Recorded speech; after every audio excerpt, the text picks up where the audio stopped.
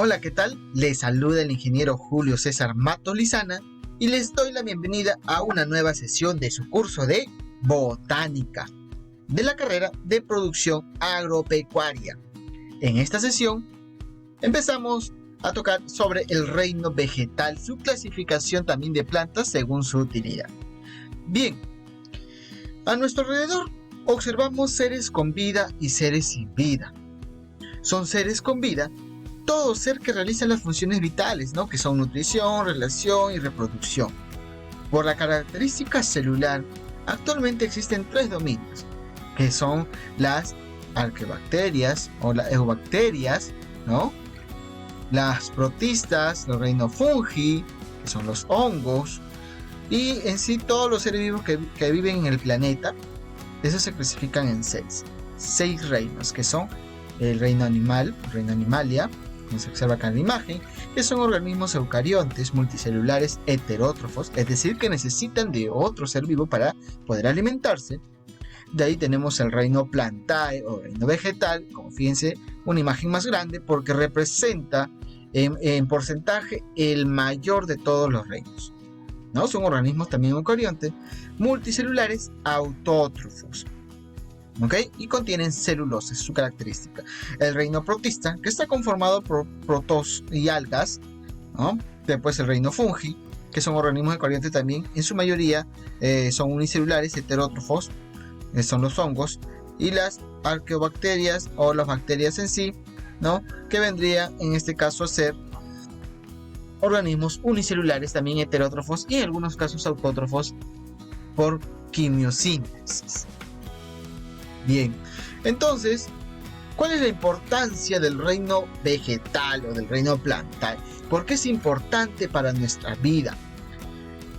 El reino plantae es de vital importancia también conocerlo y saber cómo puede en este caso influenciar en nuestra vida diaria, ¿no? Y no solamente en nosotros, sino en los animales, en sí, en toda la ecología. ¿Por qué? El primero, proporciona alimento. ¿Profesor, proporciona alimento de qué? Esto, el reino vegetal, proporciona alimento a todos los seres vivos del planeta. Por ese motivo, representa la base de la cadena alimenticia en los ecosistemas terrestres. Son útiles en sí para los seres humanos en varios sentidos. Son una fuente principal de alimento en la agricultura, ¿no? Porque sabemos que con ellos se cultivan, a varios agricultores cultivan, ¿no? Por ejemplo, el arroz, la verdura, las frutas, hortalizas, etc. Y también se le puede dar un uso industrial, ¿no? Y ser empleados para la fabricación de aceites, como pigmentos, papeles, textiles, etc. Muchas también tienen propiedades medicinales y han sido utilizadas desde la antigüedad con ese fin.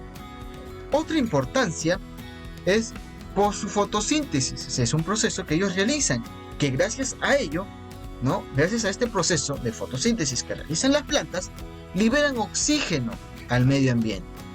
Por lo tanto, son la fuente primaria ellos de oxígeno, es el pulmón, como dice, del planeta, porque nos brinda este oxígeno para nosotros poder respirar, siendo clave para el mantenimiento de todos los niveles atmosféricos de este gas. A su vez, controlan y regulan los niveles de dióxido de carbono en la atmósfera. Otra importancia, en este caso de materia prima, ¿por qué? Son fuente en sí de materia prima, porque como maderas, resinas, sustancias medicinales, porque con ello es posible elaborar muebles, papeles, pinturas, medicamentos, etc. Otra importancia es que protegen al suelo. ¿De qué forma, profesor?, se preguntará. Protegen de la erosión, porque al momento de las lluvias, lluvias fuertes, torrenciales, hace que se desprendan el terreno. En este caso, si hay vegetación o hay especies vegetales alrededor o encima de esa área, protege, evita la erosión, ¿no? En el cual no mueren los microorganismos benéficos del suelo. Otra importancia es que es combustible, como observan acá en la imagen. ¿Por qué? Es fuente en sí, porque utilizamos la leña.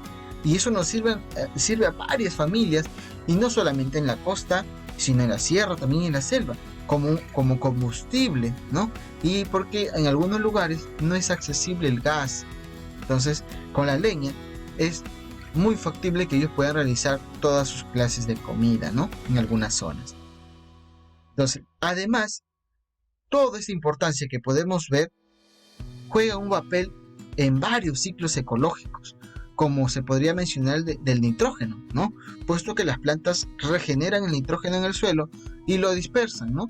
Y también pues, se podría mencionar del azufre. Bien, vamos a entrar a la clasificación. Ya hemos visto la importancia y qué es el reino vegetal. Pero su clasificación, profesor, ¿cómo está organizado? ¿Cómo sé qué clase es, qué familia es, qué orden es? Bueno, el reino vegetal les cuento que se divide en dos grandes grupos, que son las plantas vasculares, o también denominadas briófitas, como vemos acá, o también atraqueofitas, ¿ok? Y las no vasculares, llamadas también cormofitas o traqueofitas. Profesor, ¿y cormofitas por qué? Bien, le explico. Cormo significa o da como entender como un cuerpo vegetativo formado por raíz, tallo y hojas. Y fitas sabemos que es planta, ¿no? A continuación vamos a ver el cuadro que resume la clasificación del reino vegetal, ¿ya? Como le decía, tenemos la planta acá, la clase, un subfilo briófitas. Es decir, que no tienen vasos conductores. Profesor, ¿y qué son los vasos conductores? Los vasos conductores son el xilema y el floema, ¿no?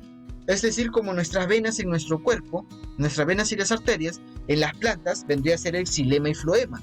Le transporta la savia bruta y después con la fotosíntesis la savia elaborada. Entonces, háganse la idea que es como en nuestro cuerpo, como las venas y las arterias que transportan nuestra sangre, ¿cierto?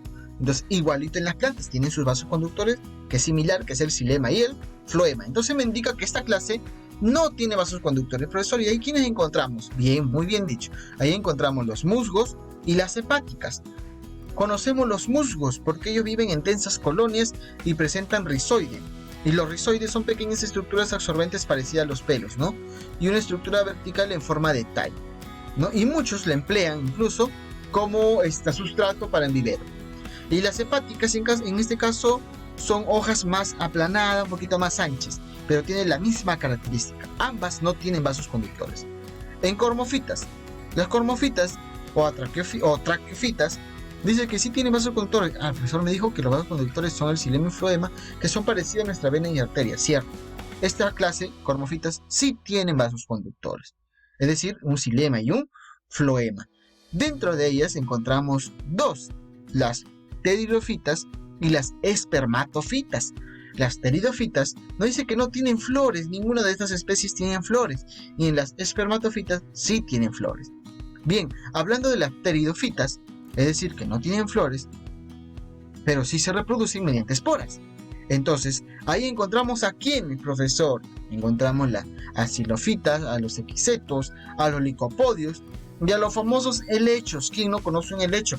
Creo que todos podemos observar, e incluso lo tienen como una maceta en casa, como adorno, ¿no?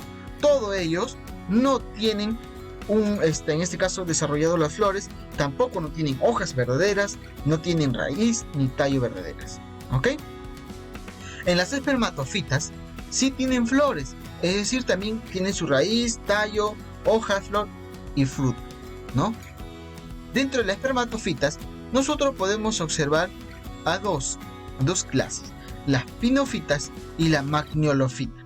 O pinofita, conocido como ustedes lo conocen quizás en estudios anteriores como gimnosperma, y las magniolofita como angiosperma. La diferencia es que en la pinofita tiene semilla desnuda, se está descubierto. En cambio, en la magniolofita, la semilla se encuentra protegida dentro del fruto. ¿Ok? Por ejemplo, acá podríamos citar a los pinos, ¿no? Y toda esa clase que se puede encontrar acá, ¿no? Con semilla desnuda. La magniolofita, en este caso, son todas aquellas especies vegetales que sus semillas se encuentran dentro de fruto. Y acá viene otra clase, que se encuentra la liopsia y magnoliopsia. La liopsia, todos lo conocemos anteriormente como monocotiledóneo. Entonces, y la magnoliopsia, dicotiledóneo. Profesor, ¿y por qué esos términos? Porque la nueva clasificación del reino vegetal o de las plantas se basa en la clasificación APG4 de acuerdo a los caracteres filogenéticos de la planta. ¿Ok? Entonces, a nosotros de interés agrícola, la clase de toda esta clasificación que nos interesa es la espermatofita. Internamente tenemos ya la magniología, donde podemos ver la liliopsia, magniolipsia. Liliopsia como la piña, el maíz, cebolla, entre otros. Y magniolipsia, todos los restos de frutales, aquellos que no tengan nervadura paralela. Muy bien, con esto acabamos la explicación de esta sesión. Espero que le haya gustado. Muchas gracias por su atención prestada. Hasta la siguiente clase.